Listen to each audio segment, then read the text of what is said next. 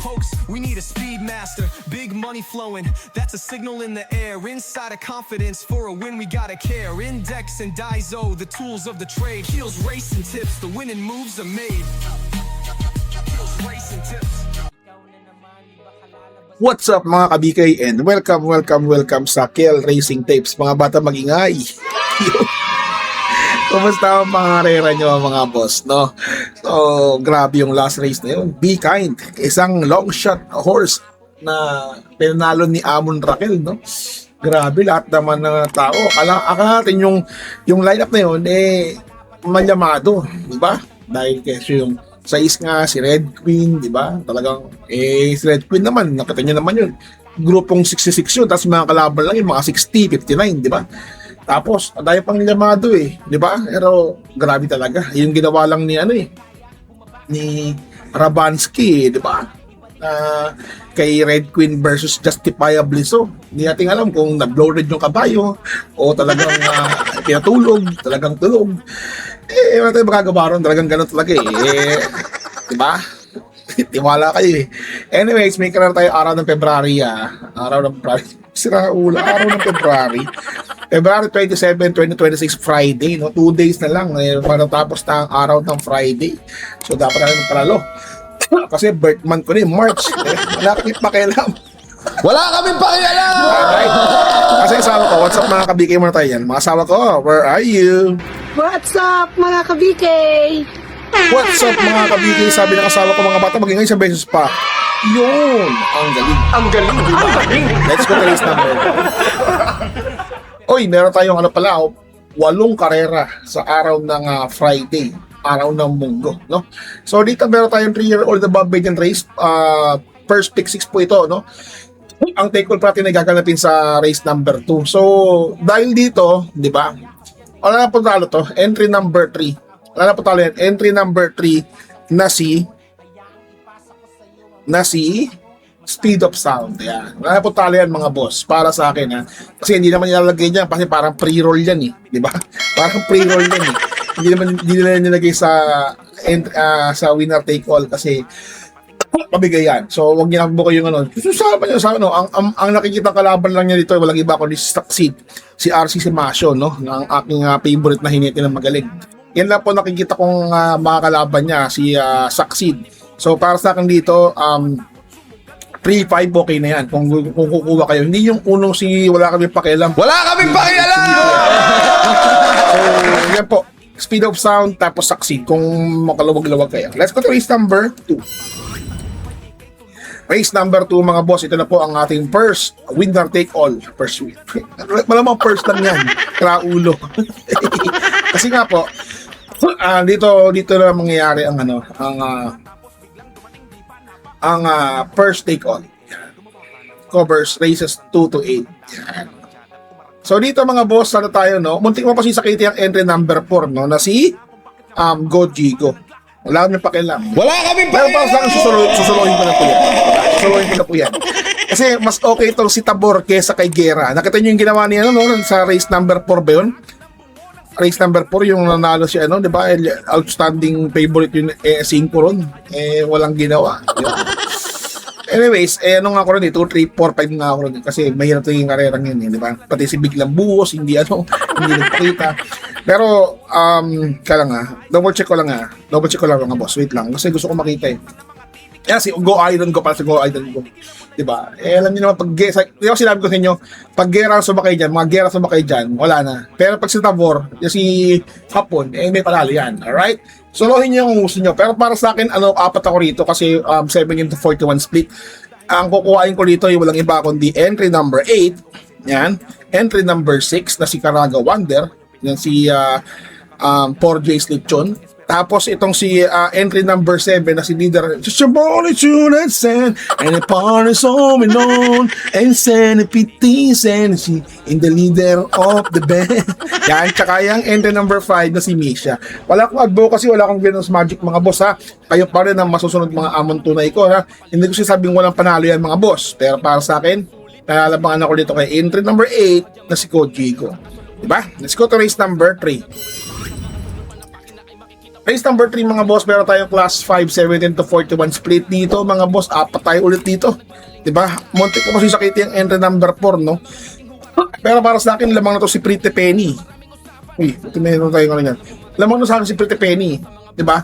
Tapos lagyan ko ito ng tenteng-enteng. Yan. Okay na yung dalawang yun actually. Jigar paano? Okay na sa akin yan. Kung makaluwag-luwag kayo, sama nyo si entry number 5 na si Sinag, tsaka si entry number 6 na si Avenue Shopper. Yan lang ang mga pwede maglalaban-laban. Pero para sa akin, 1-4 okay na po yan, ha? Ito pang quartet nyo po, 5-6, sama nyo po yan. Alright, let's go to race number 4. Race number 4, mga boss, meron tayong class 5, 17 to 41 split, 1,200 meters ang distansya. Dito tatlo na tayo dito mga boss. Entry number 5, nagagabayan ni Black Superman, nagkapanalo ulit ngayon, na si Pedis Cutie. And dating ano yun, dating Onipay contest to, di ba? Teka, double check na natin. Race number 4. Wait lang mga boss, double check ko lang po mga boss. Sino natin nasa kayo nito? Kasi open contest nga, si GL Shego, tsaka si JB Pinitro, no? So, mas maraming sinakyan to ni O'Neal P. Cortez. Alright? So para sa akin, binalik siya ulit kay ano kasi pangalawang beses na ulit yung sinakyan to ni Alvarez eh. Kasi sa index hindi ko alam yung mga previews eh. Yung mga ano lang, yung mga malapit-lapit na buwan lang. So namabak ba to si Prince Cutie. 5, tapos entry number 4 na si Static. Tapos nagyatin to ng entry number 8 na a long shot. Hindi ka pa ano, Atomic Bomb. Buguboom! Let's go to race number 5. Race number 5 mga boss, meron tayong class 5, 17 to 41 split. Tatang distansya po 1-2 . So dito mga boss, tatlo rin tayo ulit dito. Diba? Tatlo. Makarit tayo dito. Makarit. Tapos lagyan ito sa G-City. Kasi meron silang susuluhin ko talaga yung ano doon eh. Yung 8 sa race number 2 eh. G-City, tapos lagyan natin ng Bright Mind. Okay na yung 643. Kung makaluwag-luwag kasama nyo sa side, buenas tong si R.A. Base. Nakita nyo, nakatukon to yan, ha? Si R.A. Base nakaraan. Yung dihado niya, nanalo siya. Diba gumanda bigla take all. Let's go to race number 6, tapos pinalalo pa niya yung kabayo ni JC. Let's go to race number 6. Race number 6 mga boss, meron tayong class 5, 17 to 41. Galing ulit ang distansya. Dito mga boss, apat tayo rito. Sino yung apat na yun? Entry number 7 na si Sigatoling. Tapos 1 na Libunan. Tapos lagyan ng 8 Wireframe. Yan ha. Tapos entry number 3 na si Tatler Story. Kung makalawag-lawag kasama yung Seychelles. Pero para sa akin Tatler Story may panalo yan. Alright? Let's go to race number 7. 7183 tayo dyan mga boss ha.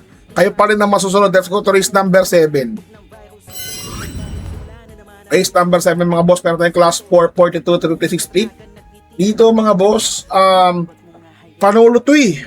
Panalo to si Red Soul para sa akin. Pero wala siyang ano, wala siya sa Kitty oh. Susuluhin ko to. Para sa akin. Pero dahil dyan, muntik mo ba si Kitty ang entry number 7? Magdadalawa lang ako dito. Pero may laban dito si Black Prism eh, actually. Tsaka yung Uno, Pro Blue. Pero para sa akin dito, magkano lang ako dito, 7-6 dahil. Pero gusto ko dito sa East, ang post ko dito sa East. Pero para sa akin, susuluhin ko ito itong Red Soul Then sa East, nasama ko si Black Prism. Baka masama ko na itong Pro Blue, no? Sa pick 5 na lang siguro. Mamahal eh. Diba? Yan para sa akin lamang na po yan Red Soul, tsaka yung Right, kaya para na masusunod mga amon tunay. Let's go to race number 8. Ito na mga boss, paratingan ako ng yung winner take all, pick 6, pick 5, pick 4. Bigyan 1 extra double no, para sa class 4. 42 to 56 split, 1,200 meters ang distansya. Dito mga boss, paratingan to, maglima kayo dito. Kung sino-sino yung mga limang yun. Siyempre, entry number 10 na Heartfelt. Nagagabayan ni Amon Raquel na nagpanalo sa dihadong Bigay, no? Tapos entry number 7 na si Light Bearer.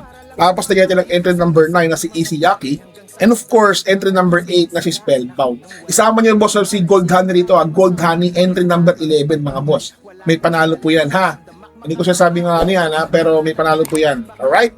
Kayo pa rin na masusunod mga boss 10, 7, 8, 9, 8. Sabi yung 11, yan, 7, 8, 9, 11. Baka siguro takas yan. Alright? So, God bless you all. Kita-kits ulit tayo sa araw ng Sabado. Babush! What's something people don't know about horse racing? It's not just luck, it's strategy, skill, and insider tips. Welcome to Keel's Horse Racing Tips. Here, we're not just spectators, we're winners. Whether you're a seasoned punter or a racing rookie, Keel's got you covered. Catch glimpses of Keel breaking down the stats, reviewing the races, and giving you the thumbs up on the best bets. With Keel's expertise, you'll be making your way to the winner's circle in no time. So saddle up and join the excitement. Hit that subscribe button now for exclusive tips and insights. Ride with us to the winner's circle. Subscribe now for winning insights.